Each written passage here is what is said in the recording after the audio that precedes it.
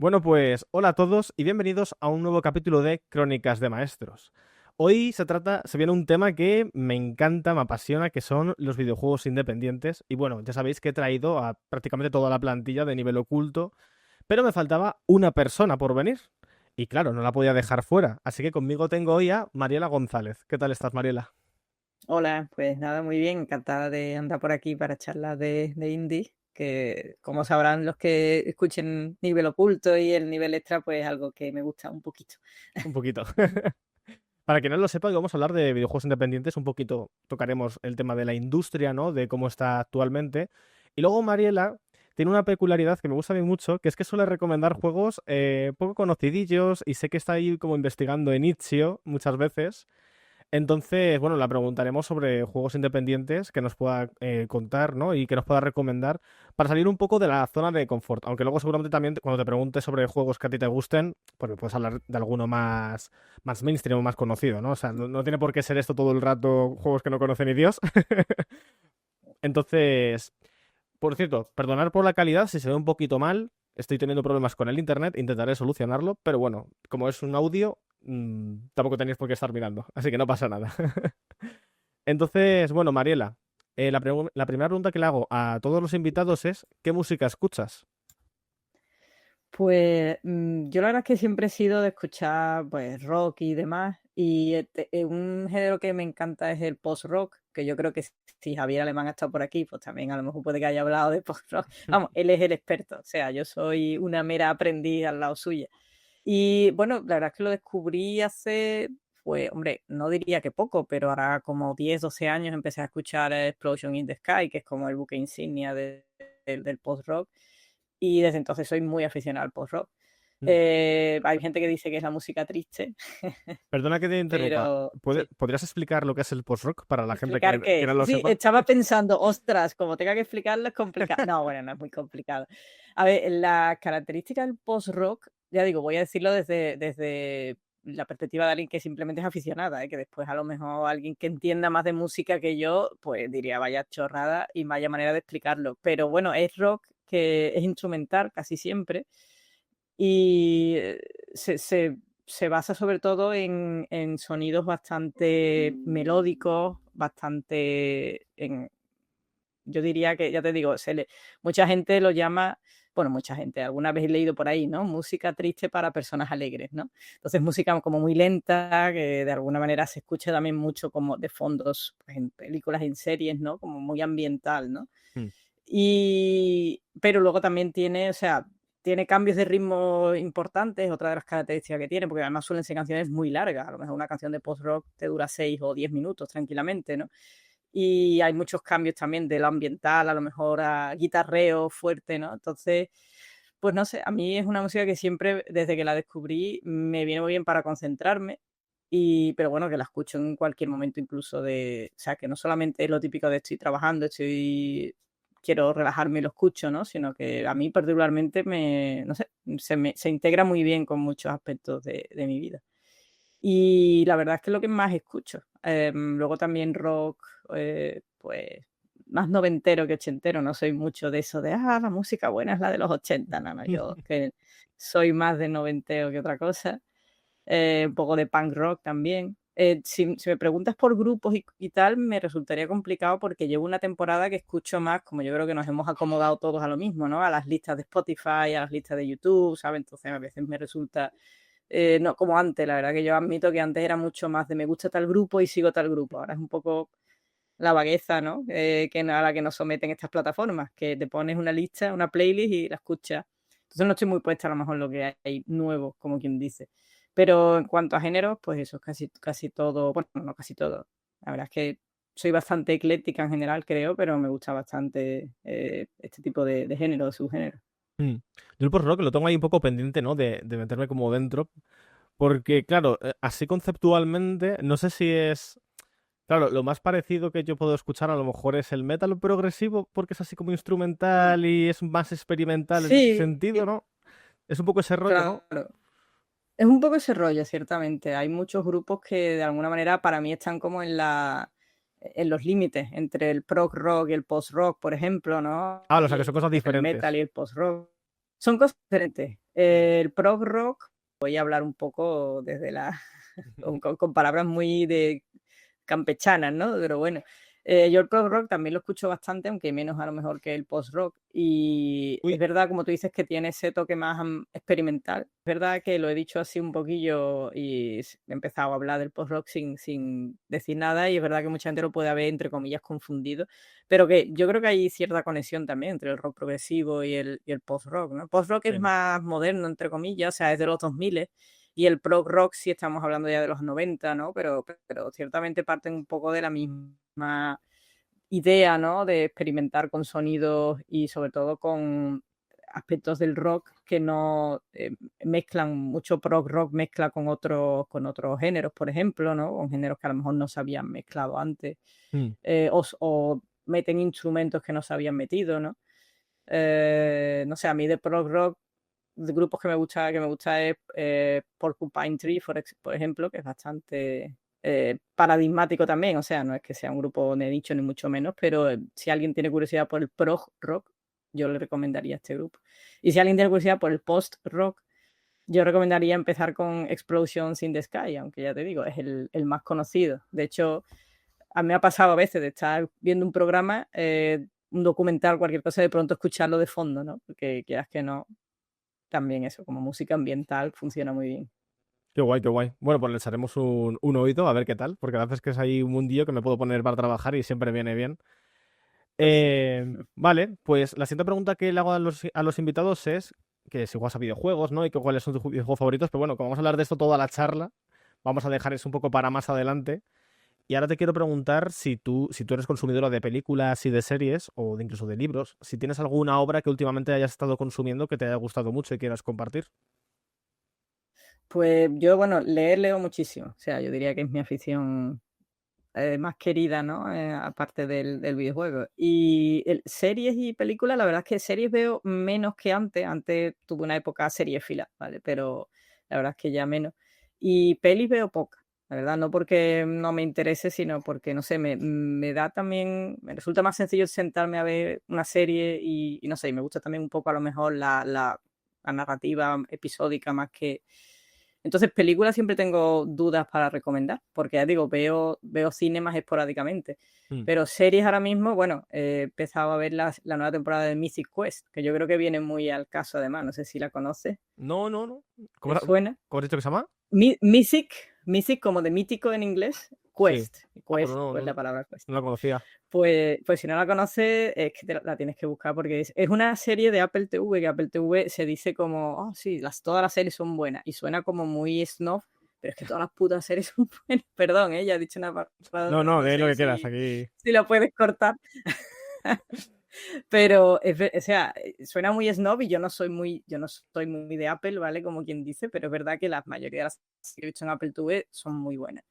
Y Mythic Quest es una serie de humor, pero ambientada en un estudio de videojuegos, en una Ujú. productora, bueno, en un estudio de videojuegos que hace un MMO, que es una especie de trasunto del WoW, ¿no?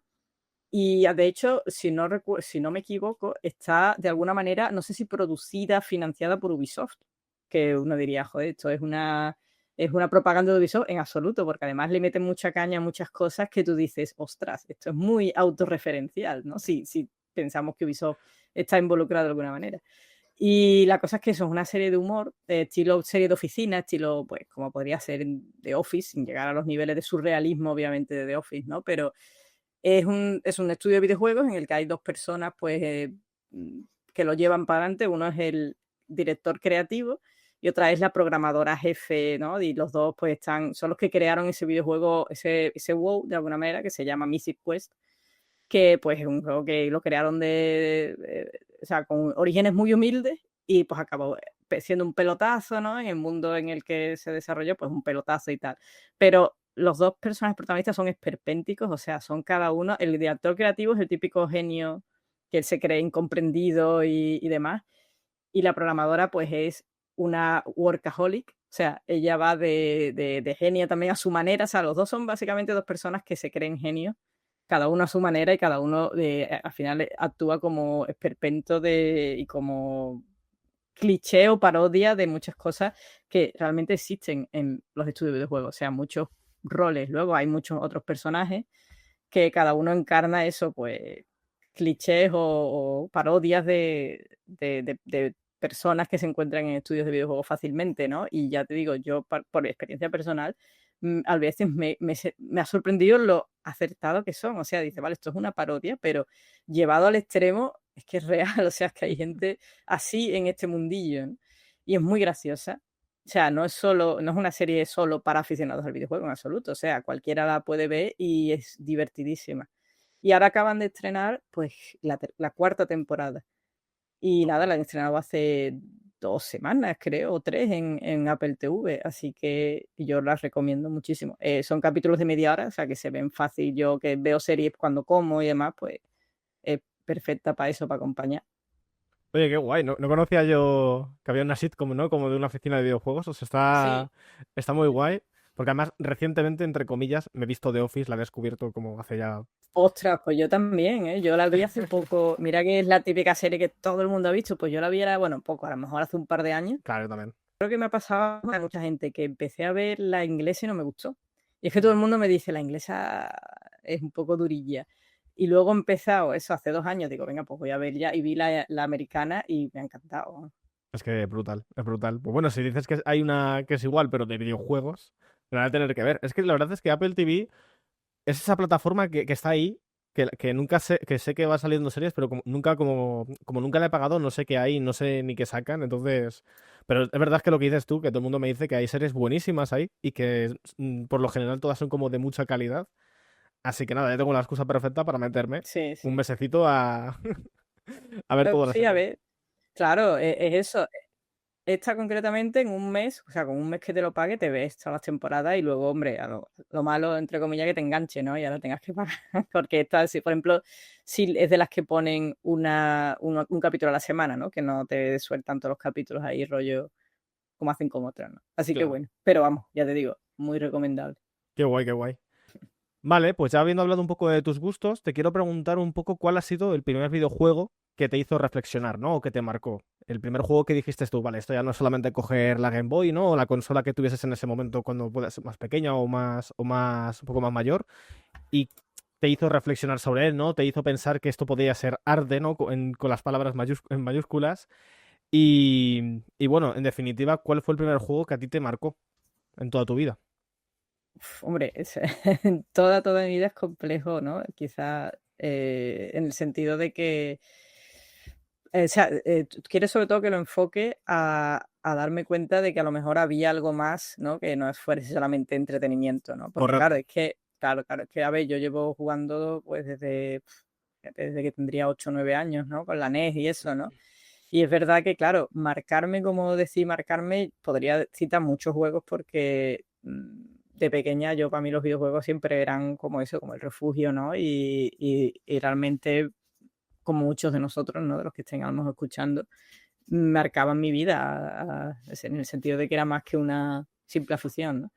Pero es verdad que, claro, como tú bien dices, durante nuestra infancia y nuestra adolescencia, al final uno juega un poco pues porque busca bueno, muchas cosas que uno puede buscar, ¿no? Pero a lo mejor no hay una reflexión como podría darse ahora, que el videojuego pues ha alcanzado un nivel de, en fin, expresividad que no tenía hace 30 años a lo mejor, ¿no? O 25 años, o lo que sea. Yo diría que a mí particularmente un juego que me llevó a empezar a pensar en eso, yo siempre entré un poco en esa mirada más crítica o más reflexiva, sobre todo a través de la narrativa, y entendiendo narrativa no tanto como lo que es la narrativa del videojuego, que es el conjunto, ¿no? De mecánicas, etcétera, sino narrativa textual, ¿no? Porque yo de adolescente sobre todo jugaba mucho JRPG.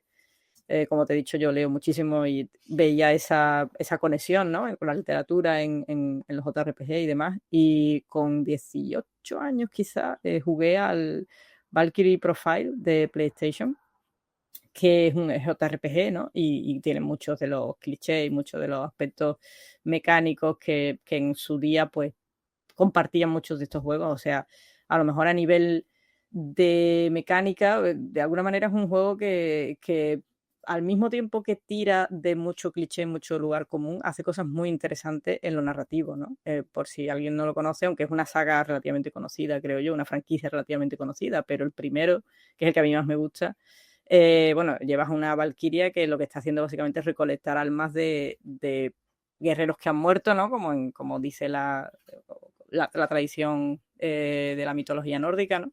Para llevarlos a Odín y demás, ¿no? Entonces hay dos cosas que a mí de ese juego me llevaron a pensar que, hombre, que era muy interesante la manera en que uno, o sea, en que habían decidido que nos relacionásemos con él, ¿no? Por una parte, la idea de que las historias, bueno, aparte de estar muy bien escritas, todos los personajes pues tenían una ambigüedad moral bastante, bueno, bastante interesante, por lo menos a mis ojos, ¿eh? Hablamos de que yo te digo, tenía 18 años, o sea que era de fin, tenía pues a lo mejor no en un grado de madurez pues diferente, ¿no?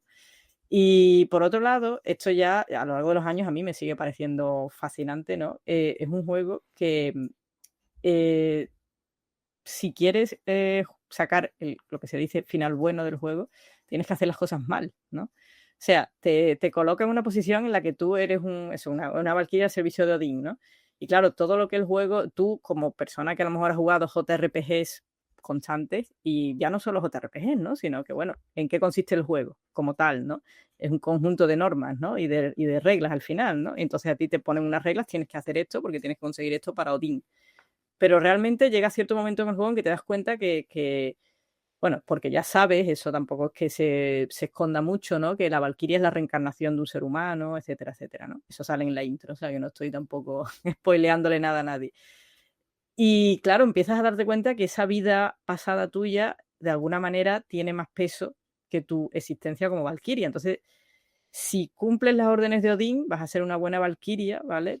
Y vas a llegar a un final en el juego que es muy lineal de alguna manera, y de hecho, pues lineal incluso si lo ponemos en paralelo con lo que es la mitología nórdica, ¿no? Pasan ciertas cosas que vienen del Ragnarok, ¿no? Y bueno, de las Edas y demás.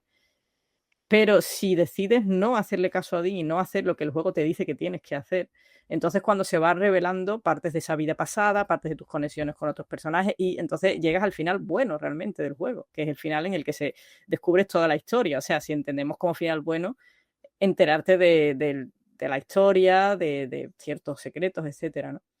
Y me resultó, y a día de hoy me resulta muy fascinante por la época, ¿no? Porque hoy en día esto no, eso te lo pueden hacer muchos juegos, ¿no? Y seguro que nos podemos a pensar en muchísimos juegos que parten de esa misma base de subvertir las normas. Pero estamos hablando del año 2000 o 1999, creo que este juego es del 99, no lo recuerdo muy bien. Y tú dices, bueno, en aquel entonces la posibilidad de buscar guías y demás estaba mucho más limitada, ¿no? Entonces, esto era una cosa que realmente tú tenías que inferir y ser capaz de tener esa mente un poco abierta de decir, ¿y si no sigo las normas? ¿Qué pasa, no? Entonces, bueno, no era tan habitual. Es decir, ya te digo, en un juego JRPG, que al final los JRPG, pues, ya te digo, siendo yo muy aficionada a ellos y en su momento jugando muchísimo, pero todos sabemos que siguen al final una narrativa más lineal o lo que sea, ¿no? Pues este juego concretamente rompía con eso, ¿no? Y lo hacía de una manera además muy sutil y muy bien integrada. Si uno quería jugar a lo lineal, digamos, tú podías jugar el juego y pasártelo. Y había mucho dungeon, ¿no? Mucha cosa de acción, de acción RPG. Bueno, no era acción RPG porque era por turnos, pero bueno, de alguna manera, lugares comunes muy reconocibles, y si tú los querías jugar así, pues jugabas así y disfrutabas del juego igual. Pero si pillabas el mensaje, ¿no? En cierto modo, de aquí hay algo más, el juego se convertía en una experiencia mucho más interesante. Qué guay, la verdad es que yo no conocía ese juego, te lo tengo que admitir, porque, bueno, con los JRPGs no tengo mucha trayectoria ni... Es un género como que es mi género que tengo ahí siempre pendiente, ¿no? De me toque meter, me Mm. toque metal. Pero me interesa mucho esto que estás diciendo, aparte de porque es de mitología nórdica, yo soy fan absoluto, no sé Ah, cómo no pues, conocía este juego este. te va a encantar, ¿eh? A mí me gusta mucho la mitología nórdica y en realidad, a ver, no es un juego, o sea, el mundo no es nuestro mundo, o sea, que no está ambientado en, yo qué sé, Noruega, ¿vale? Es un mundo fantástico, pero es totalmente Mm. nórdico, o sea, y las valquirias, sale Odín, o sea, de alguna manera imagínate la mitología nórdica, pero en un mundo fantástico, y entonces está muy bien reflejado, vamos, que si te gusta la mitología nórdica te va a gustar este juego, ¿no? Qué guay, qué guay. Vale, pues bueno, le echaremos un ojo. Vosotros también ir a verlo. ¿Que es de la Play 1 entonces? Es ¿Puede de ser? PlayStation 1, lo que pasa es que salió luego una especie de remaster para PSP, que supongo que será más fácil de encontrar, me imagino que en emulador. Se puede decir también emulador, con la boca pequeña. Bueno, no sé, he dicho otra palabra, he dicho, no No, sé. no, a mí me parece bien, a mí me parece bien, ¿eh? O sea, hay cosas que si no se esfuerzan por ellas, pues hay No, que... no, no, por supuesto. Bueno, a ver, venga, vamos a hacer las cosas bien. Creo que la PlayStation Store está, me parece que está para comprar. Vale. Y entonces eso, hay muchísimas versiones por ahí. Luego hay una segunda parte. Bueno, no son secuelas realmente porque, como digo, al final, bueno, de alguna manera sí. Bueno, en fin, tiene otras partes de posteriores que no me gustan tanto, sinceramente. El primero es el que me parece a mí que es magnífico. Qué guay, qué guay. Bueno, a mí ya me ha despertado bastante el interés, así que luego cuando colguemos iré a buscarlo a ver si lo puedo encontrar. Muy bien, pues Mariela, te quiero preguntar un poco sobre tu trayectoria profesional, como lo quieras contar, lo que te apetezca a ti contar, hasta el día de hoy, ¿no? Que haces ensayos de videojuegos, haces también, subes, bueno, he visto que subes jueguitos a Itch.io, estaba antes investigándolos y viéndolos y tal. Y bueno, si quieres contarnos también a qué te dedicas, si estás relacionado con el mundo de los videojuegos o no, lo que a ti te apetezca. Vale, sí, bueno, ahora mismo me dedico al mundo del videojuego. Yo estudié periodismo, pues mis pinitos, pues la mayoría de la gente, pues que sí, prácticas aquí y allá.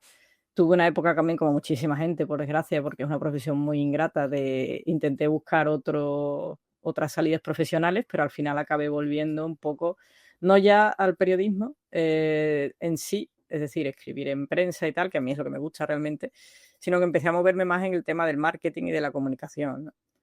Entonces, pues desde hace 12 años ya trabajo en eso, trabajo en marketing, comunicación, empecé como freelance, empecé con trabajitos pues para estudios y bueno, y desde el primer momento que decidí de alguna manera orientarme a esto ya definitivamente, ¿no? Decir, bueno, a ver, es una cosa donde hay salida y aparte también hay unas conexiones con lo que yo he estudiado, ¿no? Porque realmente muchas de las cosas que hoy en día se han convertido en, yo sé, social media o lo que sea, mi educación o mi formación pues me daba un poco las bases, ¿no? Para poder meterme ahí. Entonces, bueno, empecé a meterme y decidí que quería trabajar para videojuegos, porque dije, bueno, sí, total, si voy a lanzarme algo, por lo menos un sector que me guste y demás. Entonces empecé a trabajar con pequeños estudios indie y demás, llevándoles pues eso, comunicación, notas de prensa, redes sociales. Después he pasado por diferentes empresas, cuando ya dejé, bueno, el tema del freelancismo, que es una cosa además súper, súper sacrificada, evidentemente. He trabajado bueno, para NZXT, que es una empresa que no es de videojuegos, pero es de PCs gamer, ¿vale? O sea, lo que hacíamos era pues comercializar cajas, bueno, es una empresa bastante conocida en el mundillo de los que les guste montar PC y tal. He estado trabajando para Opera, el navegador, que ellos tienen un navegador gamer, que es Opera GX, pues he trabajado para ellos también, y ahora mismo llevo ya 3 años casi en Raw Fury, que es el publisher de videojuegos independiente, que de los más conocidos. O sea que yo creo que ahí es bastante. Hay poco que contar de Raw Fury, ¿no? No, Cualquiera claro. que esté metido en el mundillo, pues lo conoce. Y llevo, pues eso, marketing desde una perspectiva de project manager, más o menos. O sea, yo gestiono lo que es una campaña de marketing desde el principio, desde que firmamos el juego hasta que se lanza. Y bueno, después a nivel de escribir y demás, como te he dicho, lo que a mí me gusta de mi profesión de alguna manera o de lo que estudié es escribir en prensa y escribir, ¿no? Escribir a seca, todo lo que sea escribir me flipa. Entonces, realmente eso, aunque haya tenido vaivenes profesionales, no he dejado de escribir de videojuegos desde 2008, que creo que fue cuando empecé porque uno de los trabajos en los que estuve y demás, pues era un periódico local llevando la sección de videojuegos, ¿no? Y entonces, pues, después estuve escribiendo en blogs. En 2012 fundé, pues, bueno, fui parte del equipo que fundó Indiorama, que es un medio, pues, que nuestra intención en aquel entonces, que el indie no estaba tan extendido como hoy en día, era convertirnos un poco en un escaparate, ¿no? O una manera de mostrar al mundo qué era eso del indie que estaba, pues, a ver, no digamos despuntando, ¿no? Pero de alguna manera sí adquiriendo más visibilidad, ¿no? Y bueno, estuvimos en Diorama, tuvo una vida, pues, no demasiado larga, pero feliz, hasta 2017 creo que estuvimos con Indiorama, ¿no? Y a partir de ahí pues he escrito en muchos medios, bueno, y ya por dar un salto a la actualidad, pues eso, colaboro con Nivel Oculto en el podcast, en la revista Look, y luego tengo con el podcast de Mochila de Juego con Hugo Gris y Tomás Grau, que son dos titanes también del mundillo indie. Antes de continuar, quiero recomendar a todo el mundo que lea la revista Loop, porque me parece una joya de revista, tanto a nivel de como los textos, obviamente el contenido, ¿no? Pero incluso las ilustraciones, la maquetación. O sea, no sé, me parece un producto increíble la revista Loop. Sí, es una cosa, la verdad es que sí, el mismo que hay en la revista, sobre todo por parte de todos los redactores, como la verdad es que a mí entré en Loop para pues 3 años también, creo, porque entré casi a la vez que en Raw Fury, o sea, fue un año que digo, no sé, de Joder, de bastante ahí. cambio. Sí, sí. Y la verdad es que es muy de agradecer, yo que he estado en muchos medios, ¿no? Y demás, que se ve un compromiso que todos los redactores y los ilustradores, como tú bien dices, todos estamos muy alineados con la visión de lo que tiene que ser Loop. Hay muchísima colaboración interna, ¿sabes? Se agradece mucho porque es un entorno súper agradable, ¿no? Para estar. O sea que, Totalmente recomendable. Vale, mm. pues sabiendo un poquito de esto, te quiero preguntar un poco sobre tus proyectos personales, para que puedas hablarle a la gente de las cositas que subes a Itch.io o de tus ensayos. Pues, bueno, aparte de escribir sobre videojuegos, también tengo algunas novelas publicadas y tal. Tengo varios ensayos publicados con Héroes de Papel, sobre todo, bueno, un par de ellos, uno sobre el Tímico, bueno, sobre la obra de Fumito Ueda, ¿no? Y otro sobre Chrono Trigger y Chrono Cross, que efectivamente, pues ya como decía antes, son dos juegos que en su día, pues, amaba con locura. Sigo amando, obviamente, pero bueno, que parten un poco de esa afición que siempre he tenido por los JRPG. Y luego los jueguitos que subo a Itch.io, eso sí es muy difícil de describir, Claro, es que porque yo te lo he estado mirando y he pensado, estos son como mini módulos de rol, no sé cómo explicarlo.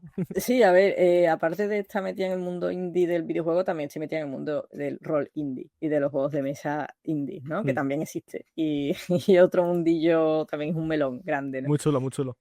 Y la verdad es que los juegos que hago son casi cosillas experimentales, ¿no? Hay de todo un poco, ¿no? Pero me centro en eso, en rol y en juegos de mesa, que es otra de las aficiones que tengo desde hace muchísimo tiempo, pero desde una perspectiva como más experimental, ¿no? Como te digo, hay algunos que son juegos que se pueden jugar y otros que a lo mejor son propuestas, pues, de cómo utilizar las mecánicas habituales del rol o las mecánicas de los juegos de mesa para contar una historia o para hablar de una experiencia, ¿no? Eso, aunque parece como muy abstracto y muy artístico, pero Itch.io está hasta arriba de ese tema. O sea, yo empecé a meterme en este mundillo de, a ver, vamos a llamarlo rol indie, por llamarlo de alguna manera, que luego ya te digo, es una definición que al final se queda un poco corta, ¿no?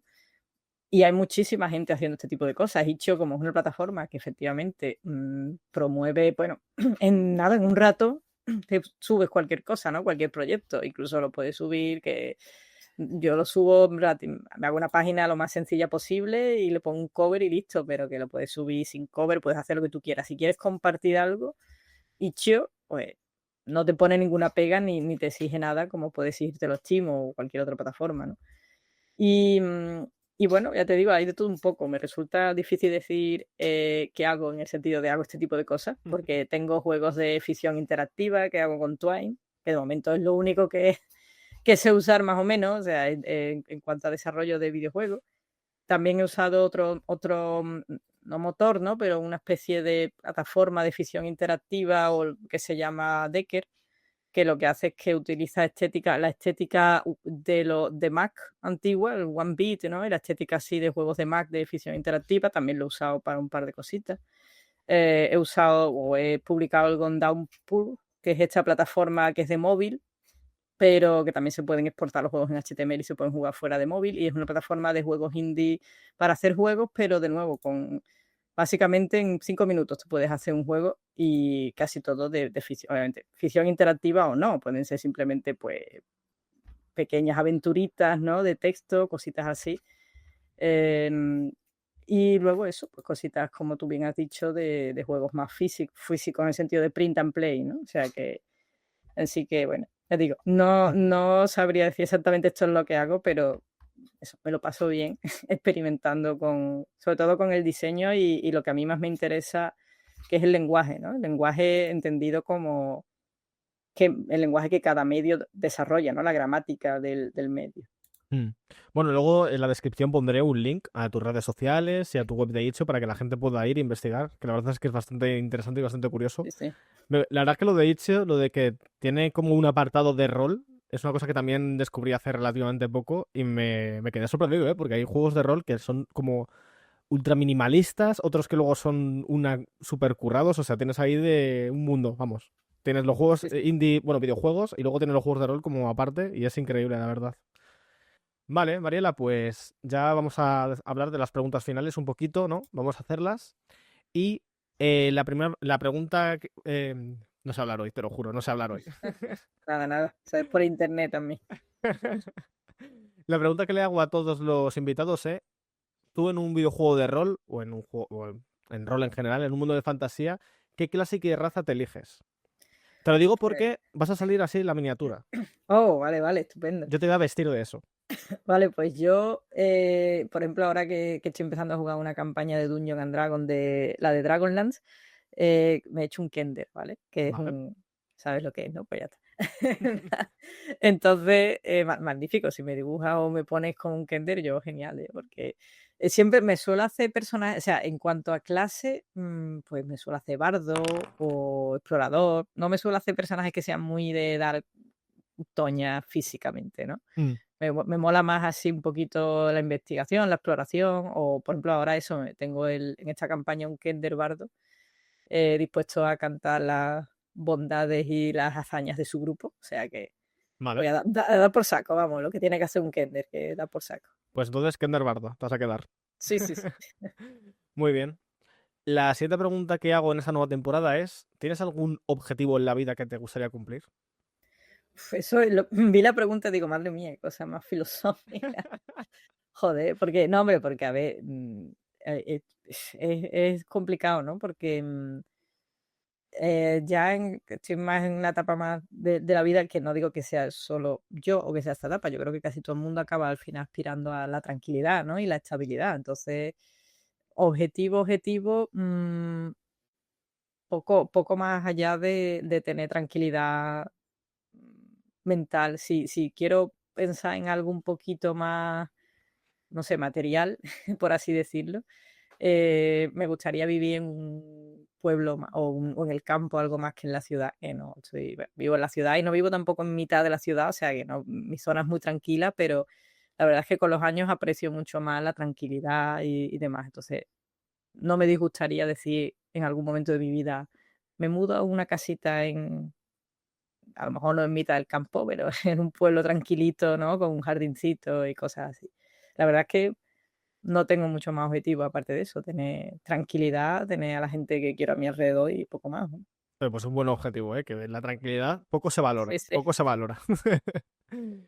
Vale, la siguiente pregunta es, ¿te gustaría recomendar alguna cosa que sea poco conocida y que, bueno, puede ser lo que sea, puede ser un libro, puede ser una película, puede ser incluso una experiencia, un canal de YouTube, lo que quieras, que sea poco conocido y digas, jolín, esto debería de conocerse más? Uf.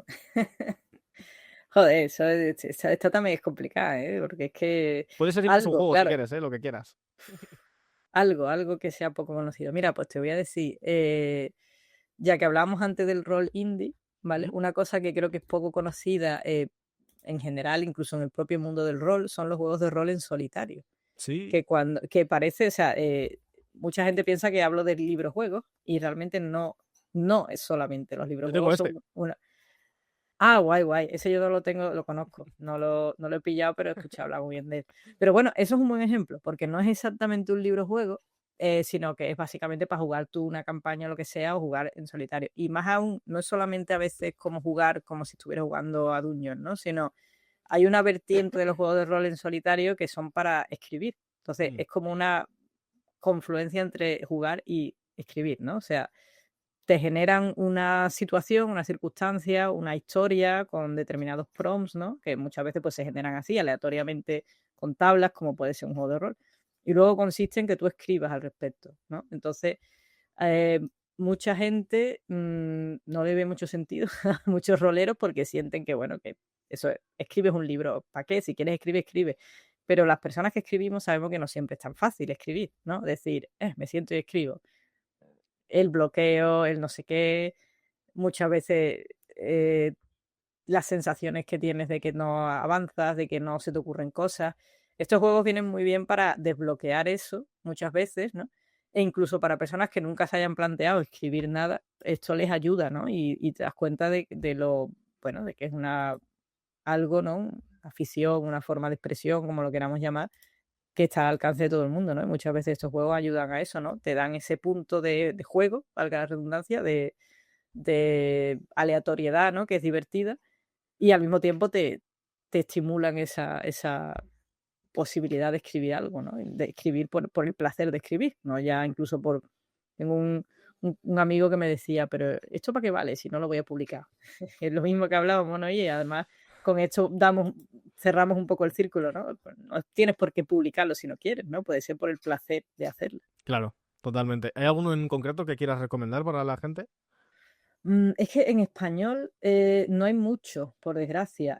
Hay una editorial que se llama El Refugio Editorial, que publica muchos juegos de rol más tradicionales e indie también, y luego tiene una línea de juegos en solitario. Yo creo que es la editorial que ahora mismo trabaja más el juego de rol en solitario, ¿no? Entonces, bueno, realmente así es como yo la llamo porque es como tienen en redes. El nombre de la editorial es El Refugio de Ríope, con Y y tal. Pero bueno, si buscas el refugio editorial o el refugio juegos de rol, te aparece, ¿no? Y bueno, en la parte de juegos no la tienen delimitada como tal, no hay una sección de juegos de rol en solitario, pero hay muchísimos juegos. Publican, además hacen lo que a mí me parece que es muy valioso, ¿no? Que buscan a desarrolladores realmente indie que están en otra, que tienen peso, ¿no? Y los publican, ¿no? Contactan con ellos y los publican, que no es solamente a lo mejor un juego esporádico, por ejemplo, tienen un vampiro de 1000 años, que es un juego súper, súper conocido, es luego yo creo que más conocido ha sido de juego en solitario, ¿no? Y básicamente hacerte un diario eres un vampiro, ¿no? Y tal. Este Pero lo luego recomendó tiene obviamente Javier Alemán. Javier Alemán, efectivamente, yo lo he visto que lo tienes. Además, yo creo que él lo compró antes de estar en español, incluso lo compró la edición, la primera que salió. Esto ha sido muy, muy conocido. Pero, por ejemplo, tienen también Nómada, que es un juego de rol que está en solitario, que está inspirado en No Man's Sky, de hecho. Y es de, bueno, un autor que es francés, creo, René Pierre Deschênes, perdón por mi francés espantoso. Y yo esta persona la sigo, incluso estaba yo metida en su Patreon y tal, porque da consejos de creación de juegos y tal, y es una persona menos conocida, pero como sí tiene un peso aquí, pues eso, el refugio contactó con él y le está publicando. Entonces, bueno, a lo que voy es que hacen una labor de descubrimiento de esta rama del rol tan, tan desconocida, en mi opinión, que es muy importante. Qué guay, qué guay. Bueno, pues para la gente que no encuentre nunca gente con la que jugar a rol, que es como lo típico, ¿no? La típica excusa, que es la hay. Aquí tenéis un montonazo de juegos que podéis jugar vosotros solos y es verdad que el placer de vosotros poder poneros a jugar. Es verdad que yo he visto que con los juegos de rol, porque aún no lo he jugado a este ni a ninguno, dicen que tienes que tener como un alto nivel de inversión, en plan de creerte un poco lo que tú te estás contando a ti mismo, ¿no? De poder salirte, o sea, ser tú el protagonista, pero también poder ser el NPC, en ese sentido. Claro, claro. En ese sentido, claro, porque el tema de jugar al rol con amigos y que haya un máster o un directo de juego, lo que sea, implica que esa persona te plantea la historia, entonces tú tienes que preocuparte exclusivamente, de alguna manera, de interpretar, ¿no? Tu personaje. Pero aquí tienes esa responsabilidad, entre comillas, de tú crear el mundo, ¿no? A tu alrededor. Entonces, es una experiencia distinta. Yo creo que, bueno, no es tan complicado. Puede sonar un poco rara así, a bote pronto, pero bueno, ya digo, en el mundo del rol indie hay muchos juegos de rol que hoy en día se juegan sin directo de juego. Y no para una persona, sino varias personas. Y lo que hacen es que en grupo, ese grupo genera el mundo al mismo tiempo que juega, etcétera. O sea que ya no es tan estricto, ¿no? Los límites del rol. Ya se está expandiendo a muchas otras formas de entenderlo. Qué guay, qué guay. Bueno, pues ya sabéis, tenéis ahí para experimentar y para probar todo lo que queráis. Y ya la última pregunta que te voy a hacer, Mariela, es ¿a quién te gustaría ver en un podcast? Y me tienes que decir dos personas. Una asequible, Buah. que se puede venir por aquí, y otra no asequible, que la no asequible puede ser o famosa, histórica, lo que a ti te apetezca. Ah, vale, vale. O sea, puede ser una persona muerta, que Puede ser muerta. pues, no puede ser. Que no haces nigromancia ni nada normalmente, ¿no? Digo, porque a veces me vas a decir, no, sí, si es muerto, te lo traigo. Bueno, yo en mi intimidad. Uf, a ver, es complicado porque, a ver, en tu podcast, entiendo, ¿no? O sea, Claro, que te asequible para trajeras mí. aquí, asequible para ti. Esta es la forma que tengo yo siempre de buscar nuevos invitados, así un poco rapiñarlos. Ah, vale, vale. Pues mira, yo creo que te podrías traer a alguien de Loop, aunque Clara es de Loop, ¿no? Y ya habéis hablado, entiendo que hablaríais también de Loop, pero mira, alguien del equipo, pues te puedes traer a Fer, por ejemplo, o a Johnny Depp, que siempre está, yo creo que está un poquito de embajador de Loop por ahí. Así que, yo qué sé. Es verdad que ella has hablado bastante, oye, nosotros hemos hablado y supongo que con Clara, pero siempre le puedes dar, por ejemplo, una cosa que hace Johnny muy interesante es que él en la Loop hace un tipo de entrevista que se llama Vertical Slice, que para el que no la conozca, bueno, es una entrevista, él se va a ver a los estudios, por ejemplo, ha ido a ver a The Construct Team, ha ido a ver a Brainwash Gang, y él vive con ellos 3 días.